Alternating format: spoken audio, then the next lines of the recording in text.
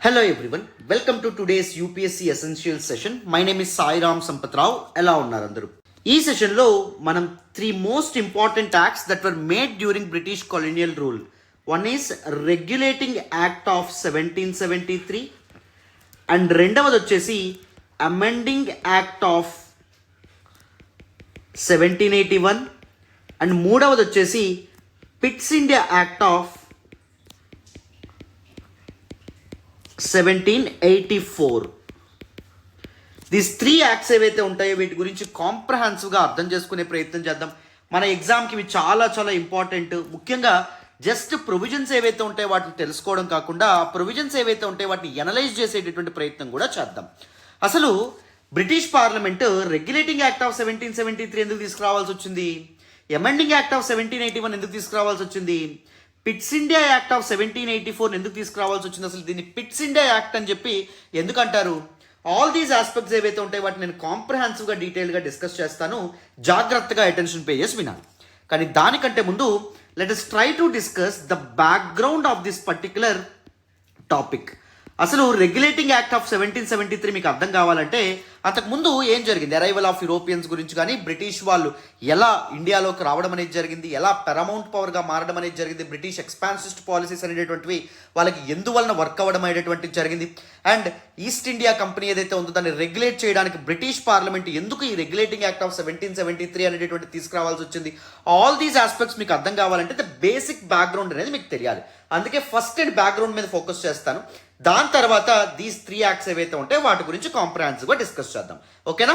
Attention pay చేసి వినండి. Both GS paper 2 Indian polity and GS paper 1 modern హిస్టరీకి కూడా సంబంధించినటువంటి మోస్ట్ ఇంపార్టెంట్ టాపిక్. చాలా మంది కన్ఫ్యూజ్ అవుతారు, అందుకే బేసిక్స్ నుంచి చెప్పదలుచుకున్నాను. వినండి నాన్న. So in order to understand this 3 important acts we need to get back to a period called 15th century. క్రీస్తు శకం 15వ శతాబ్దంలో ఏం జరిగింది, ఎలాంటి డెవలప్మెంట్స్ జరగడం అనేది జరిగిందో తెలుసుకోవాలి. So this period of 15th century is characterized by the onset of colonialism. Many European powers ఏవైతే ఉంటాయో అవి వేరు ప్రాంతాలని తమ కాలనీస్గా మార్చుకొని వాటి యొక్క రిసోర్సెస్ని కొల్లగొట్టేటటువంటి ప్రయత్నం చేయడం అనేది జరిగింది. ఎందుకు సార్? దిస్ 15th centuryలోనే యూరప్లో సైంటిఫిక్ రెవల్యూషన్ అనేటటువంటిది మొదలైందనమాట. అంటే అప్పటి వరకు ఉన్నటువంటి చర్చ్ డామినెన్స్ అనేటటువంటిది ఎండ్ అయ్యి science, logic, rationality, the spirit of enquiry ఏదైతే ఉందో వాటికి పీపుల్ పెద్దపీట వేయడం అనేది జరిగింది. ఎందుకంటే సైన్స్ పీపుల్కి టాంజిబుల్ రిజల్ట్స్ అనేటువంటి ఇవ్వడం అనేది జరిగింది. పీపుల్ ఫీల్ అవ్వగలిగేటటువంటి రిజల్ట్స్ని సైన్స్ అందించడం అనేది జరిగింది. For example the development of medical science కానీ, the development of natural sciences కానీ పీపుల్కి చాలా రకాలుగా ఉపయోగపడడం అనేది జరిగింది. ముఖ్యంగా పీపుల్ యొక్క హెల్త్ అనేటటువంటిది బెటర్ అవ్వడం అనేటటువంటిది జరిగింది. పీపుల్ యొక్క వెల్ బీయింగ్ అనేటటువంటిది బెటర్ అవ్వడం అనేది జరిగింది. రోజంతా కష్టపడకుండా సో దీస్ మెషిన్స్ ఏవైతే ఉంటాయి, సైన్స్ డెవలప్ అవడం వల్ల మెషిన్స్ వచ్చినాయి. మెషిన్స్ అండ్ టెక్నాలజీ డెవలప్ అవడం వల్ల వాళ్ళకి లీజర్ టైం దొరకడం అనేది జరిగింది. ఫ్యామిలీతో టైం స్పెండ్ చేసేటటువంటి పరిస్థితులు ఏర్పడినాయి. అండ్ దాంతోపాటు they హ్యాబిట్యుయేటెడ్ something to A logical gratification. అప్పటి వరకు వాళ్ళకి ఎదురైనటువంటి ప్రశ్నలకి రిలీజియన్ అనేటటువంటిది, చర్చ్ అనేటటువంటిది చాలా అబ్జర్డ్ ఆన్సర్స్ అనేటటువంటి ఇచ్చేవి. అంటే అసలు అసంబద్ధమైనటువంటి సమాధానాలు ఇచ్చేది. సపోజ్ ఎర్త్క్వేక్స్ ఎలా ఫామ్ అవుతాయి అంటే దేవుడు ఫామ్ చేస్తాడు. సపోజ్ థండర్స్ ఎలా వస్తాయంటే దేవుడు ఫామ్ చేస్తాడు. ఇలాంటి ఆన్సర్స్ వచ్చినాయి. బట్ సైన్స్ వీటన్నింటికి లాజికల్ వేలో చాలా రేషనాలిటీతో కూడినటువంటి సమాధానాలు ఇవ్వడం మొదలుపెట్టింది. అందుకే పీపుల్ స్టార్టెడ్ బిల్డింగ్ అన్ అబ్సెషన్ టువర్డ్స్ సైన్స్. సైన్స్ అనేటటువంటి దానికి పీపుల్ చాలా ఇష్టం పెంచుకున్నారు. సైన్స్ మీద చాలా మక్కువ ప్రేమని పెంచుకోవడం అనేది జరిగింది. అప్పటి వరకు వాళ్ళ కళ్ళ ముందే వాళ్ళ పిల్లలు చనిపోయేవాళ్ళు. కానీ సో మెడికల్ సైన్సెస్ ఎప్పుడైతే డెవలప్ అవ్వడం అనేటువంటిది జరిగిందో అది పీపుల్ యొక్క పెయిన్ని దూరం చేసి పీపుల్కి ఒక సొలాస్ ఏదైతే ఉందో, ఒక రకమైనటువంటి ఆనందం ఏదైతే ఉందో దాన్ని అందించడం అనేటువంటిది జరిగింది. So with the development of scientific revolution there emerge geographical explorations. ఆ సమయంలోనే ఎప్పుడైతే సైన్స్ అండ్ టెక్నాలజీ డెవలప్ అవ్వడం అనేది జరిగిందో జాగ్రఫికల్ ఎక్స్ప్లోరేషన్స్ కూడా మొదలైనవి. యూరప్ నుంచి చాలా మంది ఎక్స్ప్లోరర్స్ ఎవరైతే ఉంటారో వాళ్ళు ఏం చేశారు, కొత్త ప్రాంతాలని వెతుకుతూ వాళ్ళు సముద్రయానం చేయడం అనేది జరిగింది. సముద్రంలో ప్రయాణం చేయడం అనేటువంటి జరిగింది. సో ఎందుకు జాగ్రఫికల్ ఎక్స్ప్లోరేషన్స్ చేయడం అనేది జరిగింది? ఫర్ 3 reasons, 3 G's అని చెప్తాం. ఫస్ట్ G ఏంటి అంటే ఇట్ స్టాండ్స్ ఫర్ గాడ్. వాళ్ళ యొక్క మతమైనటువంటి క్రిస్టియానిటీని స్ప్రెడ్ చేయడానికి మిషనరీ యాక్టివిటీస్ కోసం. సెకండ్ ఏంటి అంటే గోల్డ్. ఆ సమయంలో premium form of wealth, most important form of wealth gold treat చేయబడింది కాబట్టి బంగారం కోసం. అండ్ థర్డ్ వన్ ఏంటి అంటే గ్లోరీ. అంటే నేను ఈ కొత్త ప్రాంతానికి చేరుకున్నాను అని చెప్పి డాబు పోవడానికి, గొప్పలు పోవడానికి వీళ్ళు చాలా జాగ్రఫికల్ ఎక్స్ప్లోరేషన్ స్టార్ట్ చేయడం అనేటువంటిది జరిగింది. సో కొత్తగా కనుక్కున్నటువంటి ప్రాంతాలు ఏవైతే ఉంటాయో వాటిని మెల్లమెల్లగా తమ కాలనీస్గా, అంటే వాటి యొక్క రిసోర్సెస్ ఏవైతే ఉంటాయో వాటిని కొల్లగొట్టి వీళ్ళు ప్రాఫిట్స్ చేసుకోవడం అనేటువంటిది జరిగిందనమాట. So the onset of colonialism is closely related to the dominant social and economic system during that period, that is capitalism. Capitalism అంటే పెట్టుబడిదారీ వ్యవస్థ అంటాం. And ideology, when you look at this no suffix called ism అంటే ideology that surrounds around capital. పెట్టుబడి చుట్టూ తిరిగేటటువంటి సిద్ధాంతం. పెట్టుబడి ఎవరి చేతుల్లో ఉంటుందో వాడే లాభాన్ని పొందాలి అని చెప్పేటటువంటి సిద్ధాంతం. అండ్ ఎవరైతే పెట్టుబడిదారు ఉంటాడో, పెట్టుబడిని ఓన్ చేసుకుంటాడో, వాడు ఎప్పటికప్పుడు తన ప్రాఫిట్ని మ్యాక్సిమైజ్ చేసుకునే ప్రయత్నం చేయాలని చెప్పి క్యాపిటలిజం చెప్పడం అనేటువంటిది జరుగుతుంది అనమాట. సో క్యాపిటలిస్ట్ ఐడియాలజీ ఎప్పుడైతే డామినెంట్గా పొలిటికల్ అండ్ ఎకనామిక్ డామినెంట్ ఐడియాలజీగా ఆ సమయంలో యూరోప్లో ఉండడం అనేది జరిగిందో, that gave rise to colonialism and colonial imperialism కూడా స్టార్ట్ అవ్వడం అనేటువంటి జరిగింది. అంటే these Europeans started acquiring many territories, right. అయితే దీస్ యూరోపియన్స్ ఎవరైతే ఉంటారో వాళ్ళు చాలా ప్రాంతాలని తమ కంట్రోల్లో తెచ్చుకోవడం అనేది జరిగింది. And India is not an exception. The first people to come to India that is Portuguese people. Portuguese వాళ్ళ తర్వాత ఎవరు వచ్చారు? Dutch people. Dutch are the people from Netherlands. Dutch తర్వాత ఎవరు వచ్చారు? ద ఇంగ్లీష్ ఆర్ బ్రిటిష్ రావడం అనేటువంటిది జరిగింది. So these people are from England. తర్వాత డేన్స్ పీపుల్ రావడం అనేది జరిగింది. These people are from Denmark. తర్వాత ఫ్రెంచ్ పీపుల్ ఎవరైతే ఉంటారో వాళ్ళు రావడం అనేటువంటిది జరిగిందన్నమాట. And why they came to India in search of cheap raw materials. ముడి సరుకులు ఏవైతే ఉంటాయో అవి చాలా తక్కువ ధర కొనుక్కోవడానికి. క్యాపిటలిజం ఏం చెప్తుందని చెప్పుకున్నాం? క్యాపిటలిజం అని ప్రాఫిట్ మ్యాక్సిమైజ్ చేయాలని చెప్తుందని చెప్పుకున్నాం. ప్రాఫిట్ మ్యాక్సిమైజ్ అవ్వాలంటే ఏం చేయాలి? ఇన్పుట్ కాస్ట్ ఏదైతే ఉందో తగ్గాలి, అండ్ అవుట్పుట్ ఏదైతే ఉంటుందో అది విపరీతంగా పెరగాలి. అమ్మే ధర ఏదైతే ఉంటుందో అది ఎక్కువగా ఉండాలి. సో రా మెటీరియల్స్ ఏవైతే ఉంటాయో ఎంత తక్కువ ధరకు వస్తే అంత ప్రాఫిట్ అనేటటువంటి వీళ్ళు సమకూర్చుకోవచ్చు. కాబట్టి తక్కువ ధరకి రా మెటీరియల్స్ తీసుకోవడానికి వీళ్ళు ఎక్కడికి రావడం అనేది జరిగింది? ఇండియాకి రావడం అనేది జరిగింది. And with in no time the first European power that came to India, that set their foot on India, that is the Portuguese. They were manage to make huge fortunes out of India and eastern nations. తూర్పు దేశాలు ఏవైతే ఉంటాయో వాటితో వర్తక వాణిజ్య వ్యాపారాలు చేసి వాళ్ళు చాలా లాభాలను సంపాదించుకోవడం అనేది జరిగింది. వాళ్ళ వ్యాపారం 3 పువ్వులు 6 కాయలుగా సాగడం అనేటువంటిది జరిగింది. సో అప్పుడు అదర్ యూరోపియన్ పవర్స్ కూడా ఏమనిపించింది? So why can't we trade with eastern nation just like the Portuguese వాళ్ళగా మనం ఎందుకు ట్రేడ్ చేయకూడదని చెప్పి తర్వాత డచ్ వాళ్ళు, బ్రిటిష్ వాళ్ళు వీళ్ళు రావడం అనేది జరిగింది. సరిగ్గా ఇదే సమయంలో ఇన్ ద ఇయర్ 1600 సంవత్సరం డిసెంబర్ 31వ తారీఖున ఒక మల్టీ స్టేక్ హోల్డర్ కంపెనీ అనేటటువంటిది ఇంగ్లాండ్లో ఏర్పడింది. దాన్ని ఈస్ట్ ఇండియా కంపెనీ అంటాం. A company that was mandated to trade with eastern nations. తూర్పు దేశాలతో వర్తక వాణిజ్య వ్యాపారాలు చేయడానికి దిస్ ఈస్ట్ ఇండియా కంపెనీ అనేటటువంటిది ఏర్పడింది. It's a multi stake holder company. అంటే దీనిలో చాలా మంది వాటాదారులు ఉంటారు. సుమారు 120+ వాటాదారులు ఉంటారు. ఎందుకు మల్టీ స్టేక్ హోల్డర్ కంపెనీస్ అప్పుడు యూరోప్లో స్పెషల్గా ఏర్పాటు అవ్వడం అనేది జరిగింది? క్యాపిటలిజం ఏం చెప్తుందని చెప్పుకున్నాం? లాభం అనేటటువంటిది మ్యాక్సిమైజ్ చేసుకోవాలని చెప్తుందని చెప్పుకున్నాం. లాభం ఎప్పుడు మ్యాక్సిమైజ్ అవుతుంది? ఎప్పుడైతే క్యాపిటల్ పెట్టుబడి నువ్వు పెంచుకుంటావో అప్పుడు నీ ప్రాఫిట్స్ కూడా అంతే నెంబర్స్ అనేటటువంటి జనరేట్ చేస్తాయి. అవునా కదా? సో ఇప్పుడు ఒకరు ఎక్కువ పెట్టుబడి పెట్టగలరా? ఒక 10 మందో 100 మందో 200 మందో కలిసి ఎక్కువ పెట్టుబడి పెట్టగలరా? ఎక్కువ మంది కలిస్తే ఎక్కువ పెట్టుబడి పెట్టగలరు. అందుకే 120 మంది కలిసి కూటమిగా ఏర్పడి ఒక కంపెనీని ఏర్పాటు చేయడం అనేటువంటి జరిగింది.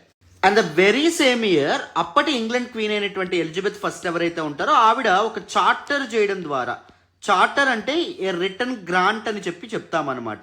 ఏ written document that allow someone to do something. So ఈ చార్టర్ ఎవరిని ఎలో చేస్తుంది? ఈస్ట్ ఇండియా కంపెనీ ఎలో చేస్తుంది. దేనికి ఎలో చేయడం అనేటటువంటిది జరుగుతుంది అంటే తూర్పు దేశాలు ఏవైతే ఉంటాయో, ఓరియంటల్ నేషన్స్ ఏవైతే ఉంటాయో లైక్ ఇండియా కానీ ఇండోనేషియా కానీ ఇలాంటి నేషన్స్తో వర్తక వాణిజ్య వ్యాపారాలు చేసేటటువంటి పూర్తి మొనోపోలీ రైట్స్ ఏవైతే ఉంటాయో, అంటే వీళ్ళు మాత్రమే, ఈస్ట్ ఇండియా కంపెనీ మాత్రమే ఈ తూర్పు దేశాలతో వాణిజ్యం చేయాలి. ఇంకా ఏ కంపెనీ కూడా, ఏ మర్చెంట్ కూడా ఈ ఈస్టర్న్ నేషన్స్తో ట్రేడ్ చేయకూడదు. సో అలాంటి మొనోపోలీ రైట్స్ ఏవైతే ఉంటాయో వాటిని అప్పగించడం అనేటువంటిది జరిగింది. సో మొనోపోలీ రైట్స్ని సమకూర్చుకున్నటువంటి ఈస్ట్ ఇండియా కంపెనీ యొక్క 120+ స్టేక్ హోల్డర్స్ అందరూ కలిపి మొత్తం day to day affairs of East India కంపెనీని చూసుకోవడానికి 24 మందిని ఎన్నుకున్నారన్నమాట. ప్రతి ఏటా ఈ 120 మెంబర్స్ కలిపి ఎవరిని ఎన్నుకుంటారు? ఈ పర్టికులర్ కోర్ట్ ఆఫ్ డైరెక్టర్స్ ఎవరైతే ఉంటారో వాళ్ళని ఎన్నుకుంటారు.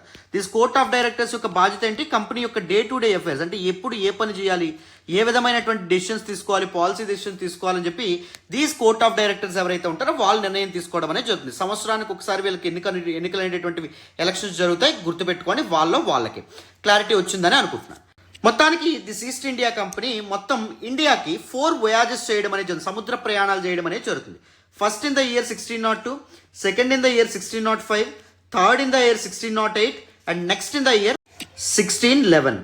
సో ఫస్ట్ వయాజెస్ ఏవైతే ఉంటాయో దే వర్ కంప్లీట్లీ అన్సక్సెస్ఫుల్. ఎందుకంటే ఆ సమయంలో మొఘల్ ఎంపరర్ ఎవరు ఉంటారు, మనకి అక్బర్ ఉండడం అనేటువంటిది జరిగింది. Akbar never allowed these British men to enter in to India or to trade with India. And 1608లో ఎవరు ఉండమనేటువంటిది జరిగింది, జహాంగీర్ ఉండమనేటువంటిది జరిగింది. So Jahangir no this particular voyage partly successful అని చెప్తాం. ఎందుకంటే though Jahangir never allowed these people to trade with Indian merchants and all. But కానీ ఏం చేయడం అనేది జరిగింది, తన కోర్టులో ఉండండి, తన కోర్టులో ఆశ్రయం కల్పించడం అనేటువంటిది జరిగింది అప్పటి కెప్టెన్ హాకిన్స్ ఎవరైతే ఉంటారో ఆయన.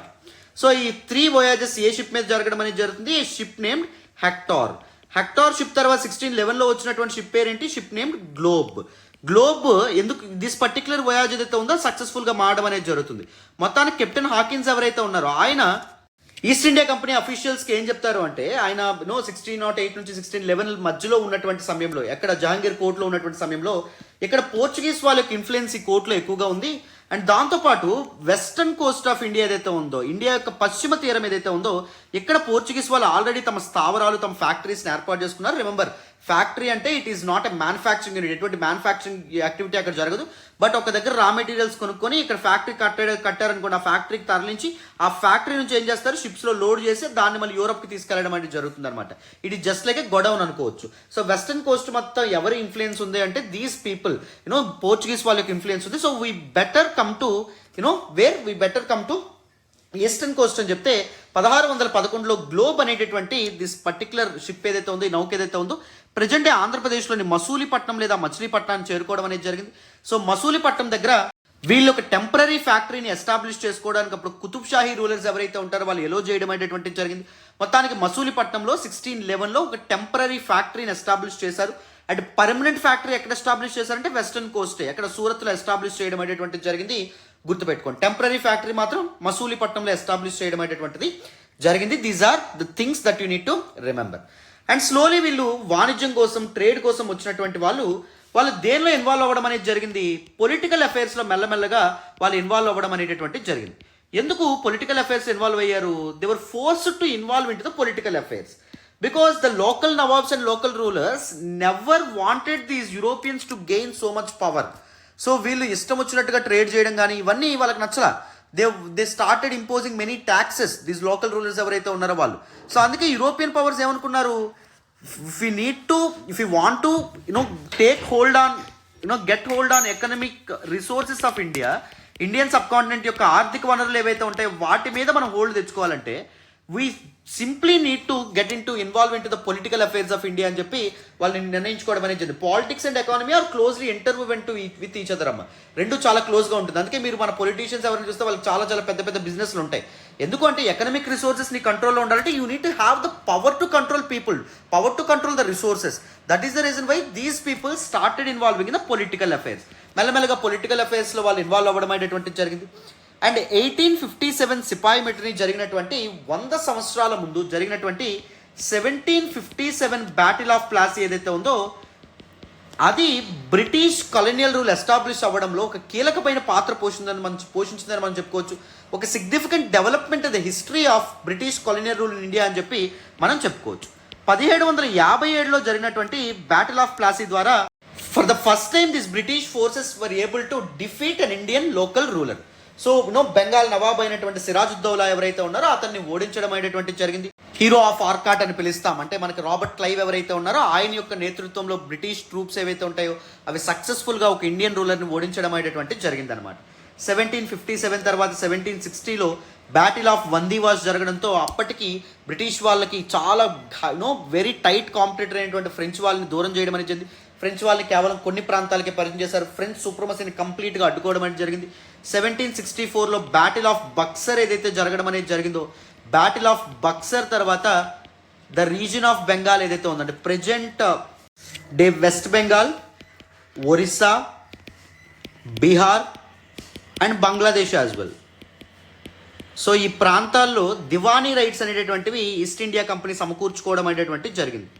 సో అప్పటి వరకు ఓన్లీ ట్రేడ్ మాత్రమే చేసేవాళ్ళు. అంటే ఇక్కడ పీపుల్ ఎవరైతే ఉంటారో వాళ్ళ దగ్గర తక్కువ రేటుకి రా మెటీరియల్స్ కొనుక్కొని వాటిని యూరప్ తరలించి అక్కడ గూడ్స్ అనేటటువంటి తయారు చేసి వాటిని వేరే ప్రాంతాలకు ఎక్స్పోర్ట్ చేసి లాభాలు చేసుకునేవారు. ఇప్పుడు పాలిటిక్స్లో కూడా ఎంటర్ అయ్యి దివానీ రైట్స్ సమకూర్చుకోవడం అనేది జరిగింది. దివానీ రైట్స్ అంటే అర్థం ఏంటి అంటే రెవెన్యూ మ్యాటర్స్ ఏవైతే ఉంటాయో వాటిని తమ కంట్రోల్లోకి తెచ్చుకోవడం అనేది జరిగింది. And the Nawab of Bengal only had nizamat rights. Nizamat rights అంటే ఓన్లీ జ్యుడిషియల్ అఫైర్స్ ఏవైతే ఉంటాయో అవి మాత్రమే నవాబ్ ఆఫ్ బెంగాల్ చేతుల్లో ఉండమనేది జరిగింది. But all the revenue matters ఇస్తూ అక్కడ ఉండేటటువంటి పెజెంట్స్కి వీళ్ళందరికీ పన్నులు వేసేటటువంటి పవర్ ఏదైతే ఉందో వాటిని బ్రిటిష్ వాళ్ళు తీసుకోవడం అనేటువంటి జరిగింది. For the first our time British people started dictating terms to Indian people. భారత ప్రజలు ఎవరైతే ఉంటారో వాళ్ళకి టర్మ్స్ డిక్టేట్ చేయడం మొదలుపెట్టారు these East India company and British people. Clarity వచ్చిందని అనుకుంటున్నాను. సో బ్యాటిల్ ఆఫ్ బక్సర్ తర్వాత అక్కడ డ్యూయల్ గవర్నమెంట్ అనేటువంటిది ఏర్పడింది. అంటే రెండు ప్రభుత్వాలు అనమాట. కొన్ని affairs east India company govern చేస్తుంది, కొన్ని ఆస్పెక్ట్స్ని ఎవరండి ద బెంగాల్ ఆఫ్ నవాబ్ ఎవరైతే ఉన్నారో ఆయన గవర్న్ చేయడం అనేటువంటిది జరుగుతుంది. మరి ఈ మధ్యకాలంలో అంటే ఫ్రమ్ 1757 నుంచి 1757 నుంచి ఎక్కడి వరకు రెగ్యులేటింగ్ యాక్ట్ ఆఫ్ 1773 ఈ మధ్య జరిగినటువంటి కొన్ని ఇంపార్టెంట్ ఈవెంట్స్ కారణంగా బ్రిటిష్ పార్లమెంట్ రెగ్యులేటింగ్ యాక్ట్ ఏదైతే ఉందో దాన్ని చేయడం అనేది జరిగింది. ఫస్ట్ వన్ ఏంటి, బ్యాటిల్ ఆఫ్ బక్సర్ ఏదైతే ఉందో అది విన్ అయిన తర్వాత డ్యూయల్ గవర్నమెంట్ ఏర్పడడం. ఎప్పుడైతే బెంగాల్లో డ్యూయల్ గవర్నమెంట్ ఏర్పడిందో that led to anarchy and chaos. పీపుల్కి ఎవరి మాట వినాలో తెలియదు. ఈస్ట్ ఇండియా కంపెనీ అఫీషియల్స్ వచ్చి నేను చెప్పిందే వేదం అంటాడు, లేదా బెంగాల్ నవాబ్ వచ్చి నేను చెప్పింది చేయరా అంటాడు. సో పీపుల్కి ఎవరి మాట వినాలో తెలియదు, ఎవరు లా మేకర్స్ తెలియదు, ఎవరు డెసిషన్ మేకింగ్ రోల్లో ఉన్నారో తెలియదు. సో అదొక కేయోస్ గందరగోళానికి దారి తీయడం అనేటువంటి జరిగింది. అండ్ దాంతోపాటు ఈస్ట్ ఇండియా కంపెనీ ఈ మధ్యకాలంలో సివియర్ ఫినాన్షియల్ క్రైసిస్ ఏదైతే ఉందో దాని బారిన పడ్డం అనేటువంటిది జరిగింది. ఎందుకంటే 1772లో 1 మిలియన్ పౌండ్స్ ఆఫ్ మనీ ఏదైతే ఉందో దాన్ని బ్రిటిష్ గవర్నమెంట్కి అడగడం అనేది జరిగింది. ఈస్ట్ ఇండియా కంపెనీ అప్పుగా అడగడం అనేది జరిగింది. ఎందుకు సివియర్ ఫినాన్షియల్ క్రైసిస్లో జారుకోవడం అనేది జరిగింది? Because of severe corruption. చాలా అవినీతి ఏదైతే ఉందో అవినీతి ఆ సమయంలో జరగడం అనేది జరిగింది. అంటే ఈస్ట్ ఇండియా కంపెనీ అఫీషియల్స్ ఎవరైతే ఉన్నారో they started involving in private trade. చూడండి ఇక్కడ చేసేటటువంటిది ఏంటి, ఈస్ట్ ఇండియా కంపెనీ అంటే కంపెనీలో భాగంగా వాళ్ళు ఇక్కడ రా మెటీరియల్స్ తక్కువ కొనుక్కుంటారు, తక్కువ కొని అక్కడికి తీసుకెళ్ళి ఎక్కువ అమ్మడం అనేది జరుగుతుంది. ఇప్పుడు people east India company officials ఏం చేశారు, వాళ్ళ దగ్గర ఉన్నటువంటి తక్కువ మొత్తంలో ఇప్పుడు 10,000 పౌండ్లో లేకపోతే 1000 పౌండ్స్ ఉన్నాయనుకోండి, వాటిని వాళ్ళు ఏం చేసేవాళ్ళు, వాటి ద్వారా ఇక్కడ రా మెటీరియల్స్ కొనుక్కొని వాటిని అక్కడికి తీసుకెళ్ళి అమ్మడం అనేటువంటిది జరిగేదనమాట. So East India Company for example కింద చెప్తున్నాను, ఇప్పుడు 100 రూపాయలు కొందనుకోండి, దీస్ పీపుల్ 100 రూపాయలు కొని 1000 రూపాయలకు అమ్ముతుంది అనుకోండి. ఓకే, దీస్ పీపుల్ ఏమనేవాళ్ళు అంటే లేదు మాకు ఈ కంపెనీకి 100 రూపాయలకి ఇవ్వడం బదులు మాకు 200కి ఇవ్వచ్చు కదా అనేవాళ్ళు. నీకు 100 ఎక్స్ట్రా వస్తుంది కదా, ఎందుకంటే వీళ్ళకి 800 ప్రాఫిట్ వస్తుంది కదా ఎలా అయినా. సో ఆ విధంగా వీళ్ళు ఆలోచించడం అనేది జరిగింది. Use to make huge fortunes out of India. So for example Robert Clive తిరిగి వెళ్తూ ఎంతో సంపదని తీసుకెళ్లడం అనేది జరిగింది తనతో పాటు. సో చాలా కరప్షన్ అండ్ నెపోటిజం కూడా స్టార్ట్ అవ్వడం అనేటటువంటి జరిగింది. ఈస్ట్ ఇండియా కంపెనీలో ఒక జాబ్ రావడం అంటే ఇప్పుడు ప్రజెంట్ గవర్నమెంట్ జాబ్స్కి ఎంత డిమాండ్, ఈస్ట్ ఇండియా కంపెనీ జాబ్స్కి ఒకప్పుడు అంత డిమాండ్ ఉండేది. ఎందుకంటే ఇండియా యొక్క రిచెస్ ఏవైతే ఉంటాయో వాటన్నిటిని వీళ్ళు రైప్ చేసుకునే వాళ్ళు, వాటన్నిటితో వీళ్ళు చాలా సంపదను సృష్టించుకోవడం అనేది జరిగింది. అందుకే అక్కడ ఇంగ్లాండ్లో ఈస్ట్ ఇండియా కంపెనీలో ఒక అఫీషియల్గా అవ్వాలని చాలా చాలా చాలా తాపత్రయపడేవాళ్ళు. So these people for example these stake holders కానీ కోర్ట్ ఆఫ్ డైరెక్టర్స్ కానీ వీళ్ళు ఏం చేసేవాళ్ళు, వాళ్ళ యొక్క రిలేటివ్స్ని కానీ లేకపోతే వాళ్ళ దగ్గర సంబంధికులు ఎవరైతే ఉంటారో వాళ్ళందరికీ ఏం ఇవ్వడం అనేటటువంటి జరిగింది, ఉద్యోగాలు ఏవైతే ఉంటాయో వాటిని అందించడం అనేటువంటి జరిగింది. వీటన్నింటి కారణంగా ఈస్ట్ ఇండియా కంపెనీ యొక్క ఎఫిషియన్సీ తగ్గడం అనేటువంటి జరిగింది. ఎందుకంటే not on the basis of merit, ఎవరు సరైనటువంటి అర్హత కలిగిన వాడికి ఇవ్వకుండా on the basis of nepotism ఉద్యోగాలు ఇస్తున్నారు కాబట్టి ఎఫిషియన్సీ పూర్తిగా తగ్గడం అనేది జరిగింది. ఈ ప్రైవేట్ ట్రేడ్ వల్ల కంపెనీ పూర్తిగా నష్టపోవడం అనేటువంటిది జరిగింది. సో ఆల్ దీస్ ఆస్పెక్ట్స్ ఏవైతే ఉంటే వాటిని హ్యాండిల్ చేయడానికి బ్రిటిష్ పార్లమెంట్ 1773లో రెగ్యులేటింగ్ యాక్ట్ ఆఫ్ 1773ని తీసుకురావడం అనేటువంటి జరిగింది. Why it is called as regulating act of 1773? Because it is made to regulate the affairs of East India Company. East India company యొక్క పనితీరు ఏదైతే ఉందో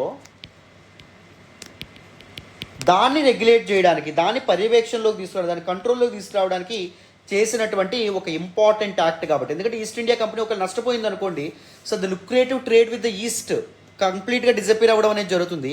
ఇంగ్లాండ్ ఈస్ట్తో చేసినటువంటి వాణిజ్యం వల్ల వచ్చేటటువంటి ప్రాఫిట్స్ ఏవైతే ఉంటే వాటిని కోల్పోవడం అనేది జరుగుతుంది. అంటే దాంతోపాటు అప్పటి ఈస్ట్ ఇండియా కంపెనీలో ఎంతోమంది పీపుల్ ఉద్యోగాలు పొందడం అనేటటువంటిది జరిగేది. సో వాళ్ళ యొక్క లైవ్లీహుడ్స్ మీద కూడా డైరెక్ట్ ఇంపాక్ట్ పడడం అనేది జరుగుతుంది. ఫర్ ఎగ్జాంపుల్ ఇప్పుడు మన ఇండియాలో రిలయన్స్ ఉందమ్మా, లేకపోతే మన ఇండియాలో అదానీ గ్రూప్ ఉందమ్మా, ఇలాంటి పెద్ద టాటా ఉందమ్మా, ఇలాంటి కంపెనీస్ ఉన్నాయి. ఇలాంటి కంపెనీస్ ఫెయిల్ అయినప్పుడు గవర్నమెంట్ వెంటనే అడ్డుపడుతుంది, గవర్నమెంట్ వాటిని రక్షించే ప్రయత్నం చేస్తుంది. అందుకే వీటిని too big to fail companies అంటాం. ఎందుకు గవర్నమెంట్ కాపాడే ప్రయత్నం చేస్తుంది? ఒకవేళ ఈ కంపెనీ బ్యాంక్రప్ట్ అయ్యాయి అనుకోండి, డిఫాల్ట్ తీసేసాయి అనుకోండి, చేతులు ఎత్తేసాయి అనుకోండి, దివాలా తీసాయి అనుకోండి, అప్పుడు ఏం జరగడం అనేది జరుగుతుంది? ఈ కంపెనీలో పనిచేసేటటువంటి లక్షలాది మంది ఉద్యోగుల మీద ఆ ఇంపాక్ట్ పడడం అనేది జరుగుతుంది. వాళ్ళ ఫ్యామిలీస్ మీద ఇంపాక్ట్ పడుతుంది, వాళ్ళ లైవ్లీహుడ్స్ మీద కూడా ఇంపాక్ట్ పడుతుంది.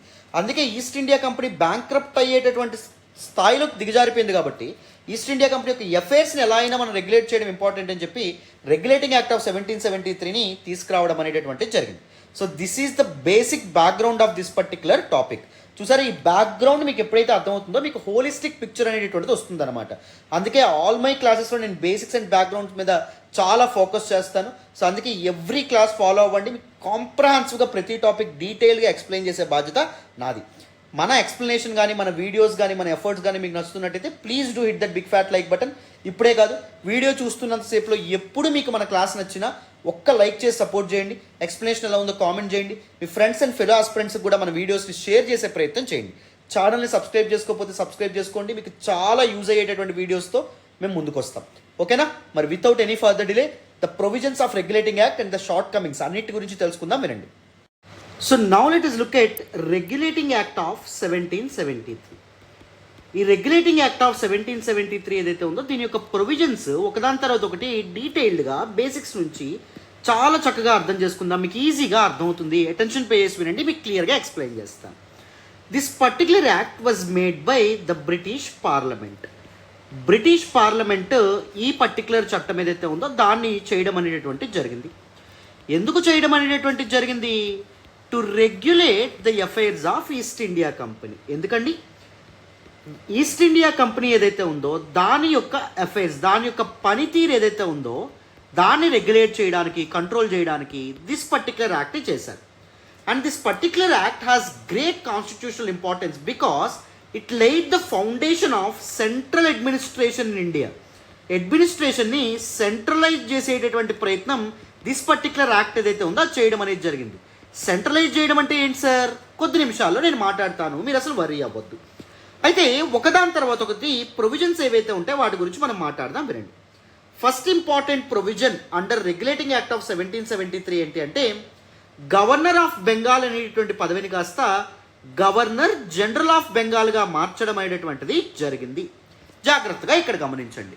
మనకి ఆ సమయంలో ఇండియాలో 3 ప్రెసిడెన్సీస్ అనేటటువంటివి ఉండేవన్నమాట. ఒకటి బెంగాల్ ప్రెసిడెన్సీ, 2 బాంబే ప్రెసిడెన్సీ, 3వది ఏంటి అంటే మద్రాస్ ప్రెసిడెన్సీ. బెంగాల్ ప్రెసిడెన్సీకి గవర్నర్ ఉండేవాళ్ళు, మద్రాస్ ప్రెసిడెన్సీకి గవర్నర్ ఉండేవాళ్ళు, బాంబే ప్రెసిడెన్సీకి గవర్నర్ ఉండమనేటటువంటిది జరిగింది. సో బెంగాల్ యొక్క గవర్నర్ని మాత్రం ఎలా మార్చారు? ఆ పదవిని మాత్రం గవర్నర్ జనరల్ ఆఫ్ బెంగాల్గా మార్చడం అనేది జరిగింది. గవర్నర్ ఆఫ్ బెంగాల్కి, గవర్నర్ జనరల్ ఆఫ్ బెంగాల్కి ఒక చిన్న తేడా ఉంది. ఏంటది? జనరల్ అనేటటువంటి పదం it is actually military rank. ఎందుకు జనరల్ అనే పదాన్ని వాడడం అనేటటువంటిది జరిగింది? ఇండియాలో ఉన్నటువంటి ఈస్ట్ ఇండియా కంపెనీ ఫోర్సెస్ ఏవైతే ఉంటాయో వాటన్నింటికి కమాండర్ ఇన్ చీఫ్గా ఇక్కడ నుంచి ఎవరు ఉండమనేటటువంటిది జరుగుతుంది అంటే గవర్నర్ జనరల్ ఆఫ్ బెంగాల్ ఎవరైతే ఉంటారో ఆయన ఉంటారు. అందుకోసం అని చెప్పి జనరల్ అనేటటువంటి పదం ఏదైతే ఉందో దాన్ని యాడ్ చేయడం అనేటటువంటిది జరిగింది. మరి first governor of general of బెంగాల్గా ఎవరు ఉండడం అనేటటువంటిది, ఎవరు అపాయింట్ అవ్వడం అనేది జరిగింది, ఎవరు మారడం అనేది జరిగింది? లార్డ్ వారన్ హేస్టింగ్స్ ఎవరైతే ఉన్నారో ఈయన మారడం అనేటటువంటిది జరిగింది. వెరీ ఇంపార్టెంట్ పాయింట్ గుర్తుపెట్టుకోవాలమ్మా. The last governor of Bengal అంటే ఎవరండి? Warren Hastings. And first governor general of Bengal ఎవరండి అంటే వారన్ హేస్టింగ్స్. ఏదైనా ఒకటే ఆన్సర్. వెరీ ఇంపార్టెంట్ పాయింట్ గుర్తుపెట్టుకోవాలి. And second, the other 2 governors, one is governor of Bombay and దాంతోపాటు governor of Madras. These 2 governors were made the subordinate of Governor General of Bengal. Governor general of Bengal కింద వీళ్ళని పెట్టడం అనేటటువంటి జరిగింది. వీళ్ళిద్దరి యొక్క బాధ్యత గవర్నర్ జనరల్ ఆఫ్ బెంగాల్కి అప్పగించడం అనేది జరిగింది. ఏ మ్యాటర్స్లో? ఓన్లీ ఎక్స్టర్నల్ మ్యాటర్స్లో మాత్రమే. ఎక్స్టర్నల్ మ్యాటర్స్ అంటే అర్థం ఏంటి sir? These governor of Bombay కానీ, గవర్నర్ ఆఫ్ మద్రాస్ కానీ, గవర్నర్ జనరల్ ఆఫ్ బెంగాల్ యొక్క పర్మిషన్ లేకుండా ఎవరితోనూ ఒప్పందాలు, ట్రీటీస్ సైన్ చేయకూడదు, సంధి సైన్ చేయకూడదు, లేకపోతే ఎవరితో మీద యుద్ధాలు అనేటటువంటివి ప్రకటించకూడదు. ఇంటర్నల్ గవర్నెన్స్ వాళ్ళ ఇష్టం వచ్చినట్టు వాళ్ళు చర్యలు తీసుకోవచ్చు. ఇంటర్నల్ అడ్మినిస్ట్రేషన్ పాలసీస్ అండ్ దాంతోపాటు డెసిషన్స్ వాళ్ళ ఇష్టం వచ్చినట్టు తీసుకోవచ్చు. ఎక్స్టర్నల్ మ్యాటర్స్లో మాత్రం గవర్నర్ జనరల్ ఆఫ్ బెంగాల్ ఎవరైతే ఉంటారో ఆయన మాట చెల్లుతుందన్నమాట. క్లారిటీ వచ్చిందని అనుకుంటున్నాను. ఇది ఎవరు చెప్పరు, జాగ్రత్తగా గుర్తుపెట్టుకోవాలి. So the powers with respect to the external matters of Bombay governor, of Madras governor ఎవరి చేతుల్లో పెట్టారు? గవర్నర్ జనరల్ ఆఫ్ బెంగాల్ చేతిలో పడ్డం అనేది జరిగింది. సో సమ్ పవర్స్ అనేటటువంటి ఏమవుతున్నాయి? గవర్నర్ జనరల్ ఆఫ్ బెంగాల్ చేతిలో కాన్సన్ట్రేట్ అవ్వడం అనేటటువంటి జరుగుతుంది. దీనే సెంట్రలైజేషన్ అని చెప్పి అంటాం. పవర్ అనేటటువంటిది ఒక ఎంటిటీ చేతుల్లో కాన్సన్ట్రేట్ అయితే దాన్నే సెంట్రలైజేషన్ అని చెప్పి చెప్తాం. అందుకే this particular act laid the foundation of central administration in ఇండియాగా మనకి చెప్పడం అనేటటువంటిది జరిగింది. ఇక్కడ వరకు క్లారిటీ వచ్చిందని అనుకుంటున్నాను. అండ్ దాంతోపాటు this act also established a separate council called governor general in council ఏదైతే ఉందో దీన్ని ఏర్పాటు చేయడం అనేటటువంటి జరిగిందనమాట. గవర్నర్ జనరల్ ఇన్ కౌన్సిల్ ఏదైతే ఉందో దీన్ని ఏర్పాటు చేశారు. కౌన్సిల్ అంటే అర్థం ఏంటి అంటే సింపుల్గా ఒక అడ్వైజరీ బాడీ ఆర్ కమిటీ అని చెప్పి మనం చెప్తాం. దీనిలో గవర్నర్ జనరల్ ఇన్ కౌన్సిల్లో మొత్తం ఎంతమంది మెంబర్స్ ఉంటారు? 5 మెంబర్స్ ఉంటారు. గవర్నర్ జనరల్ ఆఫ్ బెంగాల్ ఒకరు ఉంటారు. అండ్ దాంతోపాటు ఇతనికి హెల్ప్ చేయడానికి ఒక 4 మెంబర్స్ ఉండడం అనేటువంటిది జరుగుతుంది. గుర్తుపెట్టుకోండి, మొత్తం గవర్నర్ ఇన్ జనరల్ ఇన్ కౌన్సిల్లో 5 మెంబర్స్ ఉంటారు. అయితే ఈ గవర్నర్ జనరల్ ఇన్ కౌన్సిల్లోని గవర్నర్ ఆఫ్ బెంగాల్ని ఎవరు అపాయింట్ చేస్తారు? ఈస్ట్ ఇండియా కంపెనీ అపాయింట్ చేస్తుంది. ఇంకా ప్రిసైజ్గా చెప్పాలంటే ఈస్ట్ ఇండియా కంపెనీ యొక్క కోర్ట్ ఆఫ్ డైరెక్టర్స్ ఎవరైతే ఉంటారో 120+ స్టేక్ హోల్డర్స్లో వాళ్ళు 24 మందిని కోర్ట్ ఆఫ్ డైరెక్టర్స్గా అపాయింట్ చేస్తారని చెప్పుకున్నాం కదా. సో ఆ court of directors governor general of బెంగాల్ని అపాయింట్ చేస్తే ఈ 4 మెంబర్స్ని ఎవరు అపాయింట్ చేయడం అనేది జరుగుతుంది? బ్రిటిష్ పార్లమెంట్ ఏదైతే ఉందో బ్రిటిష్ పార్లమెంట్ అపాయింట్ చేస్తుంది అనమాట. సో ఏదైనా డెసిషన్ తీసుకోవాలంటే ఏమవుతుంది? ఓటింగ్ అనేటటువంటిది ఉంటుంది. మొత్తం 5 మెంబర్స్లో ఎంతమంది మెజారిటీ ఉండాలి? 3/5 అట్లీస్ట్ ఉండాలి. 5గురిలో 3 తప్పకుండా ఒప్పుకుంటేనే ఏం జరగడం అనేటటువంటి జరుగుతుంది. ఆ పర్టికులర్ ఇదేదైతే ఉందో డెసిషన్ ఏదైతే ఉందో అది పాస్ అవ్వడం అనేటటువంటి జరుగుతుంది.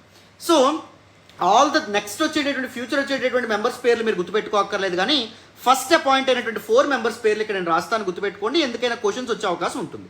ఫస్ట్ వన్ ఎవరు అంటే రిచార్డ్ బర్వాల్. సెకండ్ ఎవరు అంటే ఫిలిప్ ఫ్రాన్సిస్. నెక్స్ట్ ఎవరు అంటే జాన్ క్లావరింగ్. నెక్స్ట్ ఎవరు అంటే జార్జ్ మాన్సన్. ఇవన్నీ మీకు లక్ష్మీకాంత్లో ఉండవమ్మా, but these are very very important. అందుకే నేను ఎప్పుడు చెప్తాను, లక్ష్మీకాంత్ మీకు కంప్లీట్ పాలిటీ ప్రిపరేషన్కి సరిపోదు. అందుకే నేను చాలాసార్లు ఇది చెప్పడం అనేటటువంటిది జరిగింది. ఓకేనా, అది గుర్తుపెట్టుకోండి. అండ్ నెక్స్ట్ ఇంకొక ఇంపార్టెంట్ ప్రొవిజన్ ఏంటి అంటే కంపెనీ కోర్ట్ ఆఫ్ డైరెక్టర్స్ ఎవరైతే ఉన్నారో వాళ్ళు మొత్తం ఎంతమంది? 24 మంది. 24 మందికి ఎప్పుడొకసారి ఎన్నికలు జరిగేవి? ఎవ్రీ 1 ఇయర్కి ఎన్నికలు జరిగేవి. దానివల్ల పాలసీ కంటిన్యూషన్ అనేటటువంటిది ఉండట్లేదని చెప్పి ప్రతి 5 ఏళ్ళకి ఎన్నికలు అనేటటువంటివి జరిగే విధంగా ఈ పర్టికులర్ యాక్ట్లో ఒక ప్రొవిజన్ అనేటటువంటి తీసుకొచ్చారు. ఫర్ ఎగ్జాంపుల్ ఒక సంవత్సరం ఒక 24 మంది ఉన్నారండి, నెక్స్ట్ ఇయర్ మారిపోయారు అనుకోండి, వాళ్ళు తీసుకున్నటువంటి డెసిషన్స్ వీళ్ళు ఓవర్ రైడ్ చేయొచ్చు, ఇంకో డెసిషన్తో ముందుకు రావచ్చు. సో పాలసీ కంటిన్యూ అవ్వకపోవడం వల్ల ఏ డెసిషన్ కంప్లీట్గా ఇంప్లిమెంట్ అవ్వనటువంటి పరిస్థితి అనమాట. సో అందుకే 5 ఏళ్ళు ఒక పర్టికులర్ కోర్ట్ ఆఫ్ డైరెక్టర్ ఉన్నాడు అనుకోండి, అప్పుడు వాళ్ళు తీసుకున్నటువంటి డెసిషన్స్ కంప్లీట్గా ఇంప్లిమెంట్ అయినంత వరకు వాళ్ళు చూసుకోగలుగుతారు. అవునా కాదా? గుర్తుపెట్టుకోవాలి. And these court of directors 5 ఏళ్ళకి ఒకసారి ఎంపిక అయ్యేటటువంటి ఎన్నుకోబడినటువంటి కోర్ట్ ఆఫ్ డైరెక్టర్స్ ఎవరైతే ఉన్నారో they are not eligible for reelection. ఇంకొకసారి ఎన్నిక అవ్వడానికి వీలుండదు, ఇంకొకసారి ఎన్నుకోబడకూడదు అని చెప్పడం అనేది జరిగింది. అండ్ ఇంకొక ప్రొవిజన్ ఏంటి అంటే దీనిలోనే 1/4 of the members of court of directors, 24లో 1/4 మెంబర్స్ 6 మెంబర్స్ కదా. సో 1/4 మెంబర్స్ ప్రతి సంవత్సరం రిజైన్ అవుతారనమాట. ఈ ప్రతి ఏటా వాళ్ళు రాజీనామా చేయడం అనేటువంటిది జరుగుతుంది. ఎందుకు? టు ఎన్షూర్ నెపోటిజం లాంటివి, కరప్షన్ లాంటివి ఏవైతే ఉంటాయో వాటిని కంప్లీట్గా అడ్డుకోవడానికి. క్లారిటీ వచ్చిందని అనుకుంటున్నాను. నెక్స్ట్ ఇంకొక ఇంపార్టెంట్ ప్రొవిజన్ ఏంటి అంటే establishment of a supreme court. Regulating act of 1773 ద్వారా ఏమైంది? ఒక సుప్రీం కోర్ట్ని ఏర్పాటు చేశారు. Remember, mind you, the supreme court is not synonymous with present day supreme court. అర్థమైందా? So the supreme court was established only to trial Europeans. ఐరోపా వాళ్ళు ఎవరైతే ఉంటారో వాళ్ళని విచారించడానికి మాత్రమే ఈ సుప్రీంకోర్టు ఏదైతే ఉందో దాన్ని ఎస్టాబ్లిష్ చేయడం అనేటువంటిది జరిగింది. ఇండియన్స్కి ఈ సుప్రీంకోర్టుకి ఎటువంటి సంబంధం లేదు. So the first chief justice of the supreme court ఎవరు అంటే సర్ ఎలిజా ఇంఫే. సర్ ఎలిజా ఇంఫేతో పాటు అదర్ 3 జడ్జెస్ మొత్తం 3 జడ్జెస్ ఇతనికి హెల్ప్ చేయడం అనేటువంటి జరుగుతుంది. ఒక చీఫ్ జస్టిస్, ఆయన పేరు ఎలిజా ఇంఫే. ఇవన్నీ ప్రిలిమ్స్కి ఇంపార్టెంట్, అందుకే వీటి మీద ఇంకా స్ట్రెస్ చేయడం అనేటువంటి జరుగుతుంది. అండ్ ఇంకొక ఇంపార్టెంట్ పాయింట్ ఏంటి అంటే this particular act prohibited the servants of the company. ఇండియాలో పనిచేస్తున్నటువంటి కంపెనీ అఫీషియల్స్ ఎవరైతే ఉన్నారో వాళ్ళు ప్రైవేట్ ట్రేడ్కి ఎట్టి పరిస్థితుల్లోనూ ఇన్వాల్వ్ అవ్వకూడదు. ప్రైవేట్గా వాళ్ళు ట్రేడ్ అనేటటువంటిది చేయకూడదు. ప్రైవేట్ ట్రేడ్లో ఇన్వాల్వ్ అయితే వాళ్ళు శిక్షార్హులు అనే విధంగా చెప్పడం అనేటువంటిది జరిగింది. వాళ్ళని పనిష్ చేయడం అనేటువంటిది జరుగుతుంది. అండ్ దాంతోపాటు లోకల్ నవాబ్స్ ఎవరైతే ఉంటారో వాళ్ళ నుంచి ప్రెజెంట్స్ కానీ లేకపోతే వాళ్ళ నుంచి గిఫ్ట్స్ కానీ తీసుకోవడం కూడా నిషిద్ధం అనమాట. ఎందుకంటే ప్రెజెంట్స్ గిఫ్ట్స్ ఒకటి ఎందుకు ఇస్తాడు, నీ నుంచి ఏదో ఎక్స్పెక్ట్ చేసి ఇస్తాడు.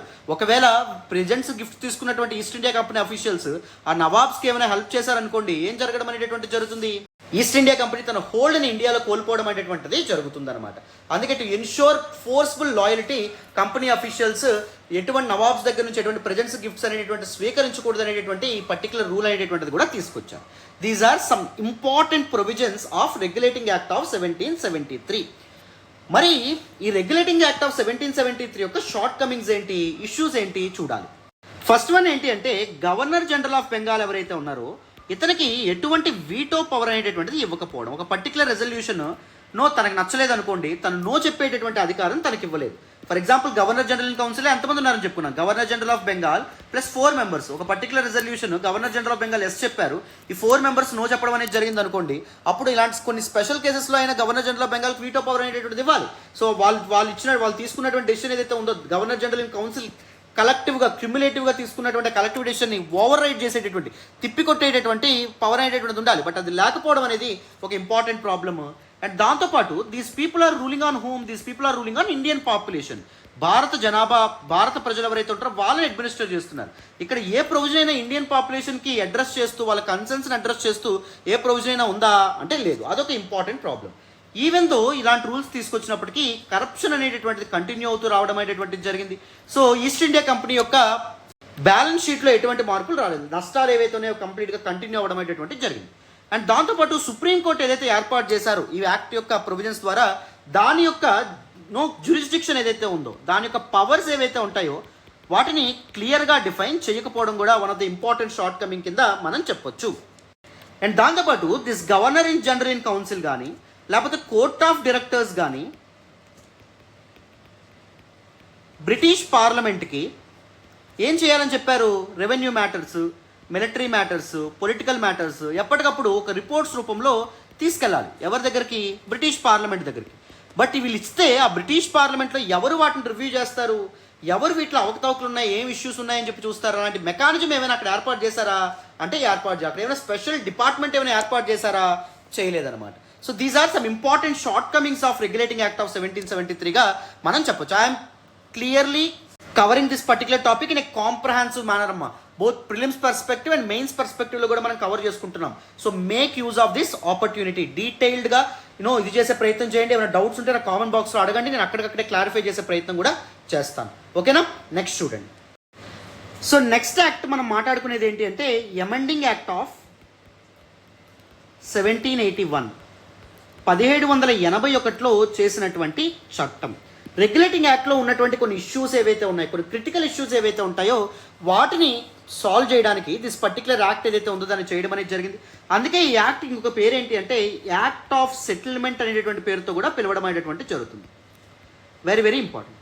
And what are some important provisions of this particular act? First one చూడండి.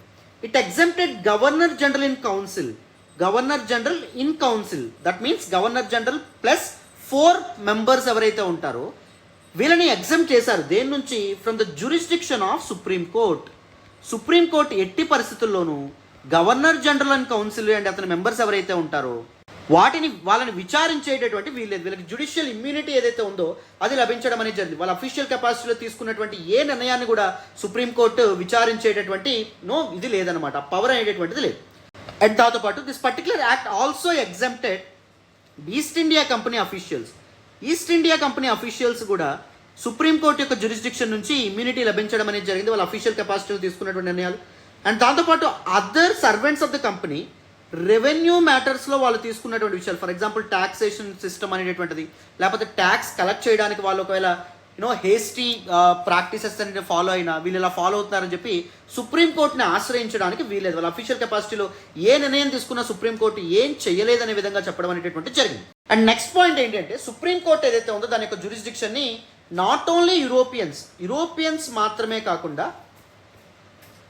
ఇండియన్స్ కూడా విచారించేటటువంటి పవర్స్ని దానికి ఇవ్వడం అనేటటువంటి జరిగింది.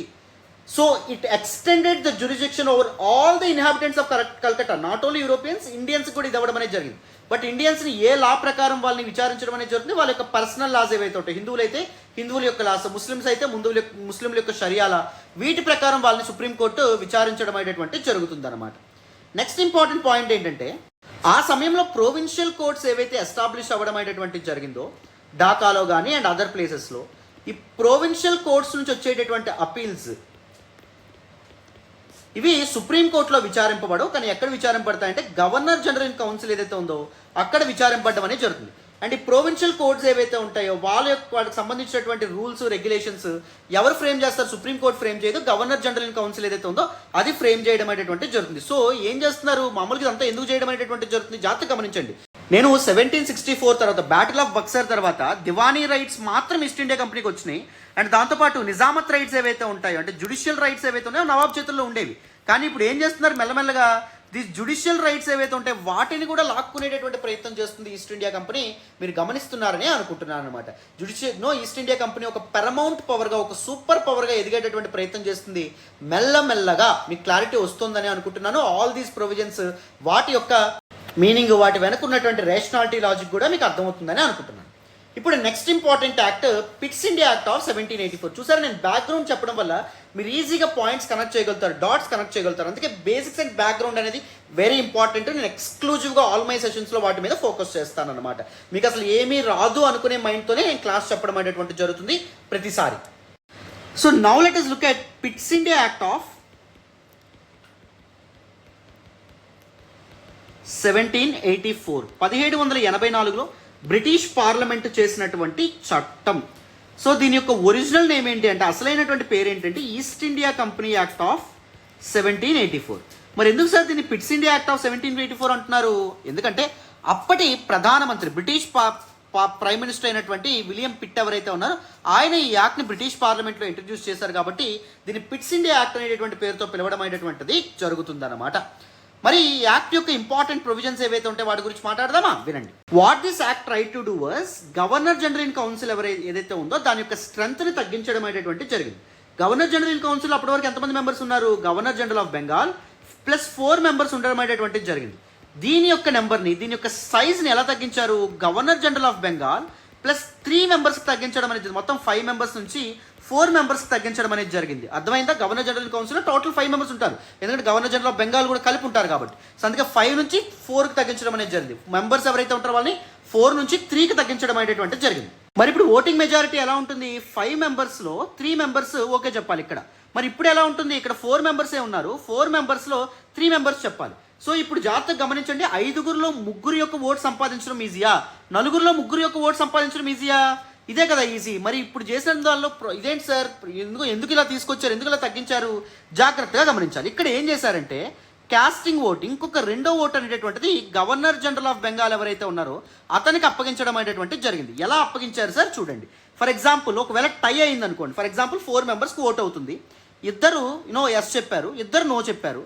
ఇప్పుడు ఇంకొక ఓటు అనేటువంటిది ఎవరు తీసుకుంటే ఎవరు వేసే అవకాశం ఉంటుంది? ఒక in case of tie casting vote governor general of Bengal అంటారు. So in order to pass his resolution governor జనరల్కి ఎంతమంది సపోర్ట్ ఉంటే సరిపోతుంది?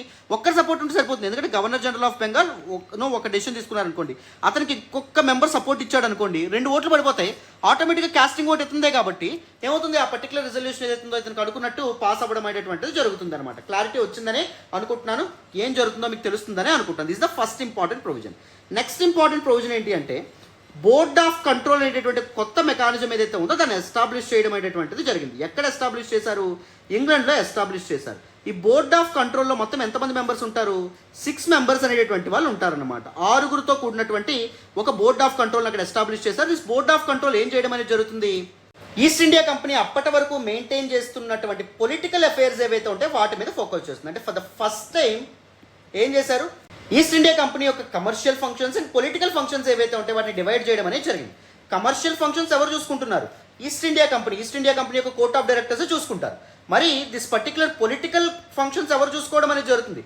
These board of control members ఎవరైతే ఉంటారో, 6 మెంబర్స్ ఎవరైతే ఉంటారో వాళ్ళు చూసుకోవడం అనేటువంటి జరుగుతుంది అనమాట. క్లారిటీ వచ్చిందని అనుకుంటున్నాను. సో బోర్డ్ ఆఫ్ కంట్రోల్కి ఎలాంటి పవర్స్ ఇచ్చారు? So all operation, civil and military, government and revenues of the British positions ఏవైతే ఉంటాయో వాటిని చూసుకునేటటువంటి అన్ని బాధ్యతలు ఎవరికి అప్పగించారు? బోర్డ్ ఆఫ్ కంట్రోల్ అప్పగించారు. నేను రెగ్యులేటింగ్ యాక్ట్ ఆఫ్ 1773 చెప్పేటప్పుడు ఆల్రెడీ చెప్పాను.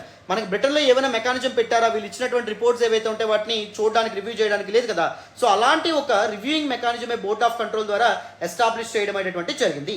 అండ్ ఇంకొక ఇంపార్టెంట్ థింగ్ ఏంటి అంటే, for the first time British positions in India అనేటువంటి పేరును కూడా వాడడం అనేటువంటి జరిగింది దిస్ పర్టికులర్ యాక్ట్లో. ఈస్ట్ ఇండియా కంపెనీ అండర్లో ఉన్నటువంటి ల్యాండ్స్ ఏవైతే ఉంటాయో వాటన్నిటిని ఏ విధంగా పిలిచారు? బ్రిటిష్ పొజిషన్స్ ఇన్ ఇండియా అనే విధంగా పిలవడం అనేది జరిగింది. ఇది కూడా one of the previous year questions, అందుకే దీన్ని కూడా నేను యాడ్ చేయడం అనేటువంటిది జరిగింది అనమాట. కంపెనీ యొక్క టెరిటరీస్ మొత్తాన్ని బ్రిటిష్ క్రౌన్కి సంబంధించినటువంటి టెరిటరీస్గా గుర్తించడం అనేది జరిగింది. British government was given supreme control over company affairs మీద సుప్రీం కంట్రోల్ బ్రిటిష్ గవర్నమెంట్కి ఇవ్వడం అనేది జరిగింది. అండ్ ఇండియన్ అడ్మినిస్ట్రేషన్ మీద కూడా సుప్రీం కంట్రోల్ బ్రిటిష్ గవర్నమెంట్కి ఇవ్వడం అనేటువంటిది జరిగింది through this particular act. Clarity వచ్చిందని అనుకుంటున్నాను. సో చూడండి, ఇక్కడ రెగ్యులేషన్ ఏవైతే ఉందో, దాని కంట్రోల్ ఏదైతే ఉందో దాన్ని ఇంకా స్ట్రెంథన్ చేయడం అనేది జరిగింది, టైటన్ చేయడం అనేది జరిగింది. మనకి రెగ్యులేటింగ్ యాక్ట్లో ఏం చేశారు? ఎక్స్ట్రా 4 మెంబర్స్ని యాడ్ చేశారు.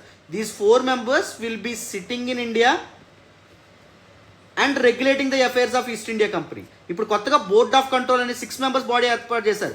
These people will sitting in England and they will control east India company affairs. అర్థమవుతుందో ఎంత టైట్ చేస్తున్నారు, ఈస్ట్ ఇండియా కంపెనీని ఎంత కంట్రోల్లో పెట్టాలని చూస్తున్నారు. సో కంట్రోల్ ఏదైతే ఉందో అది ఇంకా ఇంటెన్స్ అవ్వడం అనేటువంటి జరుగుతుంది పిట్స్ ఇండియా యాక్ట్ ఆఫ్ 1784కి వచ్చే నాటికి.